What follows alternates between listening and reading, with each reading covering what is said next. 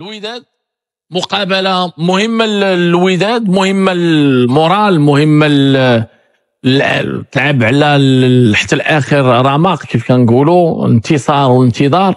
الانتظار اللي فيه ديجا جالاكسي اللي تما كيقلبوا بوركوا با يديروا المفاجاه وينتظروا هزيمه ديال الوداد، وهذا هو اللي غيخلي شويه الماتش حتى ديال سيمبا مع جالاكسي فيه لو جو.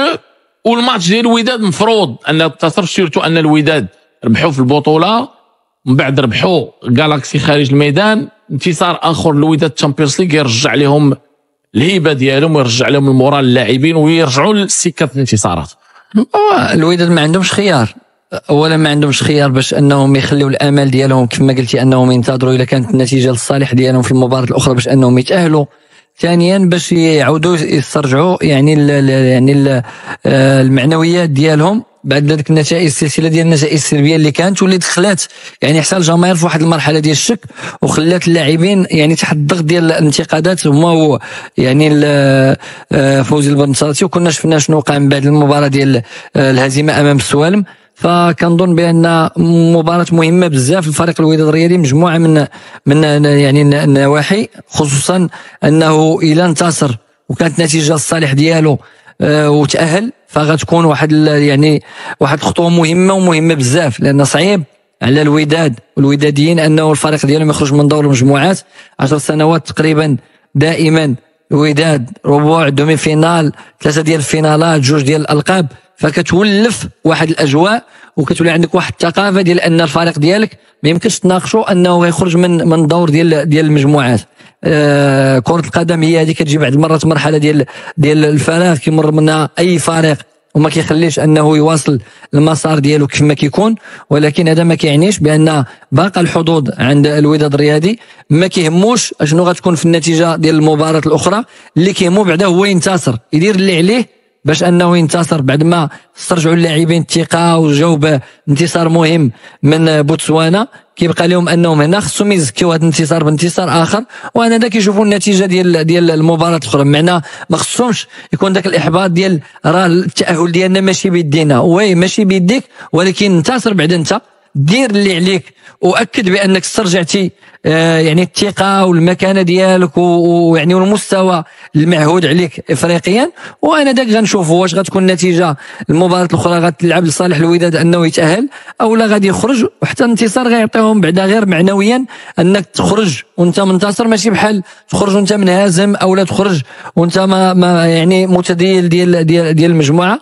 هذا بالنسبه لي انا ما ماشي في صالح الوداد، وماشي حتى الوداد ماشي ديالو هادشي كما بغينا نقولوا في المستوى الافريقي. فكما قلنا يعني هاد 10 سنوات طبيعه الحال يعني مستوى كبير، الالقاب يعني فينال مشى بظلم تحكيمي، ديما دومي فينال. شفنا الموسم الماضي كيفاش ان الفينالات كيفاش مشى العام اللي فات كذلك الفينال، يعني حتى الاخر هذا مشى اللقب. فكنظن بان هاد ملي كتوصل لهاد المستويات كتولي يعني صعيب عليك تقبل انك تخرج من الدور الاول ولا هو دور المجموعات، اللي بالنسبه للوداد عادي انهم يدوزوا منه، هو دور الثمن. كتبدا تناقش من دور الربع النصف الفينال. نتمنى بانهم يحققوا نتيجه ايجابيه، لان مهم بالنسبه للوداد انه يحافظ على الاجواء الايجابيه من خلال النتائج الايجابيه، وديك الساعه نشوفوا يعني المباراه الاخرى شنو غتعطي. واللي زوين هو ان المباراه الاخرى فيها لوجو، لان فريق جالاكسي عنده 4 نقاط، الوداد وسيمبا عندهم 6 نقاط، لاسيك دازو هما الاولين. فوز ديال الجالاكسي ولا قدر هزيمه ديال الوداد جالاكسي اللي غدوز، الوغ هما لاعبين لو تو بور لو تو. الوداد فوز ديال الوداد، تعادل ديال سيمبا، الوداد اللي دوز. كل شيء باقي ملعوب، نتمنوا الخير ان شاء الله.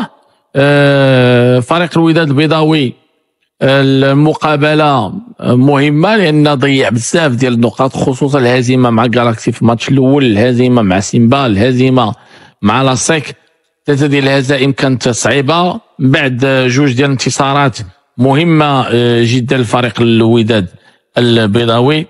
انتصار ثالث مهم للوداد باش يرجع المورال، ترجع لسكه الانتصارات في انتظار لما لا جالاكسي يديروا ماتش كبير مع سيمبا، واخا الامور تكون صعيبه لان سيمبا في تيرانها امام الجماهير ديالها فريق قوي سيمبا في السنوات الاخيره.